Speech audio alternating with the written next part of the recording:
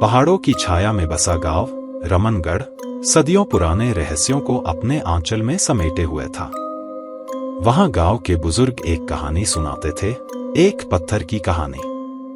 वो पत्थर गांव के बाहरी जंगल में कहीं गुमनाम सा पड़ा था, जिसके बारे में कोई कुछ ज्यादा नहीं जानता था। किंवदंती थी कि वो पत्थर गांव पर एक श्राप है। एक युवांश लड़का विक्रम इन कहानियों को सिर्फ बूढ़ों की बख्ताली मानता था। उसे तो रोमांच का शौक था। एक शाम अपने दोस्तों के साथ वो जंगल की ओर निकल पड़ा, उस पत्थर को खोजने। घने पेड़ों और अजीब सी सन्नाटे के बीच घंटों चलने के बाद उन्हें एक विशाल पत्थर दिखाई दिया।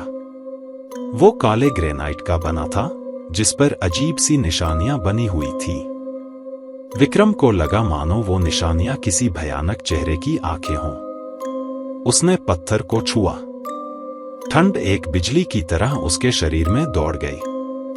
अचानक हवा चलने लगी, पेड़ जोरों से सरसराने लगे और जंगल अंधेरे में डूब गया। उसके दोस्त डर के मारे भाग निकले, लेकिन विक्रम जकड़ा हुआ वहीं खड़ा रहा।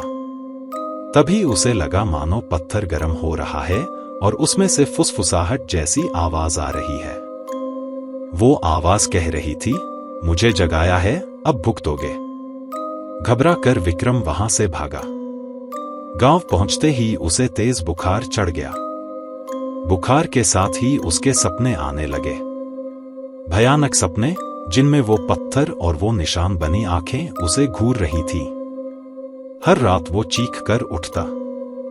गांव के वैद्य ने बताया कि उस पर किसी बुरी शक्ति का साया है। कुछ ही दिनों में विक्रम कमजोर हो चुका था। एक रात जब पूरा गांव सो रहा था, वो अपने बिस्तर से उठा और जंगल की ओर चल पड़ा, मानो कोई अदृश्य शक्ति उसे खींच रही हो। जंगल में पहुंचकर वो सीधा उस पत्थर के पास गया। पत्थर पर लेटते ही उसे लगा मानो वो पत्थर उसे अपने में समा ले रहा है। सुबह गांव के लोगों ने विक्रम को पत्थर से चिपके हुए पाया। वो मर चुका था। उसकी आंखें वैसी ही खुली थीं जैसी उस पत्थर पर बनी निशानों वाली थी। उस दिन के बाद से गांव के लोग उस जंगल में जाने से भी डरते थे। ये कहानी गांव में एक चेतावनी बन गई, पत्थर की चेतावनी, जिसे कभी जगाया नहीं जाना चाहिए।